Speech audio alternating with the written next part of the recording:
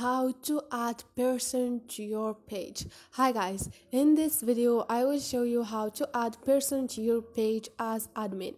Easy and quick. First thing, go to your Facebook app, click on it and click on those three lines to go to your page. Click on your page. Now all you need to do is click on the setting icon beside the search icon and you're gonna find the option number 5, which is page rules. Click on it. Now you have add person to page. Like you see current people, which is me, I am the only admin.